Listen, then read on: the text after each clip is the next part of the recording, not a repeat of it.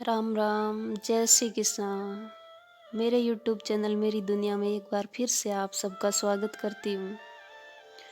जीवन हमेशा ऐसा जियो कि हमें किसी प्रकार की चिंता के साथ ना जीना पड़े और हमारी वजह से किसी और को भी चिंता से ना मरना पड़े, क्योंकि आजकल हर व्यक्ति तनावग्रस्त है, चिंतित है और बहुत उदासीन जीवन जी रहा है। मानो प्रत्येक इंसान बहुत ही बड़े दर्द से गुजर रहा हो।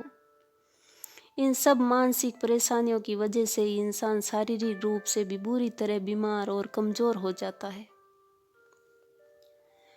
इन सब तनाव और बीमारियों के पीछे बहुत सारी ऐसी वजह है जिन पर हमने आजकल ध्यान देना ही बंद कर दिया है। कुछ लोग अपने कर्मों की वजह से दुखी है और कुछ लोग दूसरे के कर्मों की वजह से दुखी है।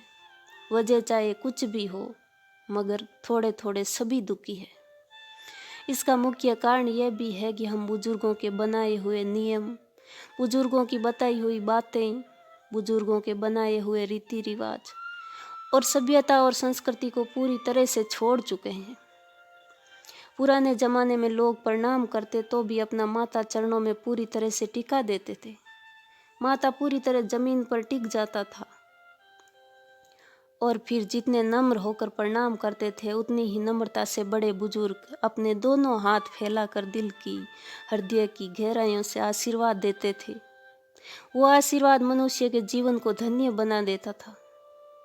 आधुनिक युग ऐसा है, पैर छूना तो बड़ी बात है, पर अब तो प्रणाम भी घुटनों पर किया जाता है, वो भी एक हाथ से। आशीर्वाद देने वाला हाथ उठाता है तब तक प्रणाम करने वाला तो 2-4 के घुटने छू लेता है, क्योंकि दौड़ने का जमाना है। हमें जीवन में सब कुछ जल्दी चाहिए। हमारे जीवन में कहीं भी ठहराव नहीं है, आराम नहीं है। सब कुछ दौड़ते हुए करते हैं। गाड़ी भी चलाते हैं तो बहुत जल्दी में रहते हैं। कोई भी बालक, कोई भी आदमी गाड़ी धीरे नहीं चलाता, सब दौड़ते हैं। सबको जल्दी लगी रहती है, तरक्की पाने की जल्दी, दौड़ने की जल्दी, पहुंचने की जल्दी, खाने की जल्दी, सब कुछ जल्दी चाहिए। और थोड़ा सा किसी काम में विलंब हो भी जाए तो आदमी की चिंता इतनी बढ़ती है मानो सिर पर कोई पहाड़ टूट गया हो। बिल्कुल भी शांति नहीं है जीवन में। अब ना शांति के साथ भोजन है, ना शांति के साथ भजन है, ना शांति से परिवार के साथ बैठते हैं, ना शांति से किसी का सुख दुख जानते हैं। सब कुछ जल्दी। आजकल के गाने भी इतने जल्दी, नाचना भी जल्दी, सब कुछ फास्ट है। इसलिए इस धरती से जाना भी बहुत जल्दी हो रहा है। भगवान को भी लगता है अब इंसानों को बहुत जल्दी है, इसलिए जल्दी से उठाओ। प्राचीन लोग 100 से ऊपर की आयु जीकर जाते थे, जीवन भर स्वस्थ रहते थे। आज भी हमारे बुजुर्ग इतने मजबूत हैं, स्वस्थ हैं, जितने हम युवा नहीं हैं। पहले के इंसान मरते वक्त तक आंखों से देख सकते थे, कानों से सुन सकते थे, अपना काम खुद कर लेते थे। आज छोटे छोटे बच्चों के चश्मे लग जाते हैं।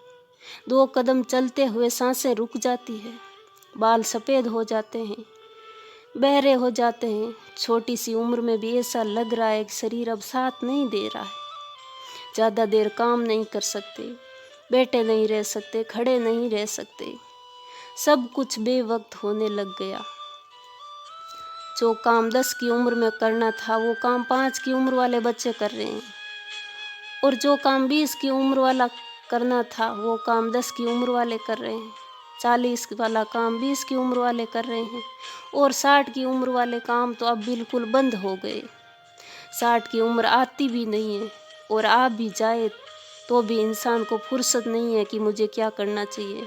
अब उम्र ढल रही है, मेरा काम क्या है और मैं क्या कर रहा हूँ, ये नहीं सोचता अब इंसान। 30 की उम्र वाला बूढ़ा हो जाता है और 60 की उम्र वाला जवान हो रहा है। ना लज्जा बची है, ना शर्म बची है, ना संस्कार बचे हैं। सब कुछ अस्त व्यस्त कर दिया है हम इंसानों ने।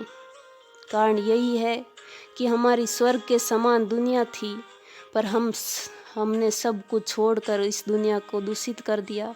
हवा दूषित कर दी, जल दूषित कर दिया, भोजन दूषित कर दिया, वातावरण दूषित कर दिया, पर्यावरण दूषित कर दिया। इतना भी नहीं है, धरती और अंबर सब कुछ दूषित कर दिया। फिर हमारा शरीर भी दूषित हुआ, मन भी दूषित हुआ, विचार भी दूषित हुए। फिर इन सब का परिणाम ही हमारे लिए दर्द, बीमारी, चिंता, तनाव और परेशानी बनकर हमारे जीवन में उभर आया। फिर हम किसको दोष दें कि हमारे जीवन में परेशानियां क्यों हैं? हम कहते हैं कि हम परेशान हैं, बीमारियां क्यों बढ़ रही है, चिंताएं क्यों बढ़ रही है, तनाव क्यों बढ़ रहा है, मौतें क्यों बढ़ रही है, एक्सीडेंट क्यों बढ़ रहे हैं, अत्याचार क्यों बढ़ रहे हैं। हम सब इन बातों से चिंतित तो होते हैं, पर इन पर चिंतन कभी नहीं करते। हम इन पर चिंतन तो करें कि ये सब क्यों हो रहा है हमारे साथ, हमारे परिवार के साथ, हमारे अपनों के साथ, समाज के साथ, देश के साथ। सब कुछ गलत क्यों हो रहा है? ये सब हमारे ही कारण हो रहा है, क्योंकि हमने अपनी संस्कृति को जड़ से उखाड़ कर फेंक दिया है। हम इस मिट्टी से दूर हो गए, हम अपनी प्राकृतिक चीज़ों से दूर हो गए, हम अपने स्वदेशी विचारों से और संस्कारों से दूर हो गए, हम अपनी ही चीज़ों से दूर हो गए और सब कुछ हमने विदेशी अपना रखा है। हमारी प्राचीन विचारधारा क्या थी कि मैं भी भूखा ना रहूं और मेरे साथ जो भी है वो भी भूखे ना रहे, जो हमारे सामने है वो भी भोजन कर सके और जिसमें बच जाता है उसमें से तो मैं भी भोजन कर लूं, मैं भी भूखा ना रहूं। प्रकृति ने भोजन सबके लिए दिया है, प्रकृति में सभी प्राणियों को जीने का हक है, सब बराबर के हकदार हैं। मगर हमने सोच और विचारधारा ऐसी बना ली कि मेरा पेट भरना चाहिए, सामने वाला भले ही भूखा रहे, भले ही सामने वाले प्राणी को मार कर अपनी भूख मिटा लूं, पर मैं भूखा नहीं रहूं। फिर हमारा विनाश होना निश्चित है। हम भले ही भूखे रह जाएं, पर हमारे सामने कोई भूखा नहीं रहना चाहिए। हम चाहे कितनी भी तकलीफ देख लें, पर हमारे सामने कोई तकलीफ में नहीं रहना चाहिए, कोई हमारी वजह से दुखी नहीं होना चाहिए। यही हमारी भारतीय संस्कृति है, यही भारतीय विचारधारा है।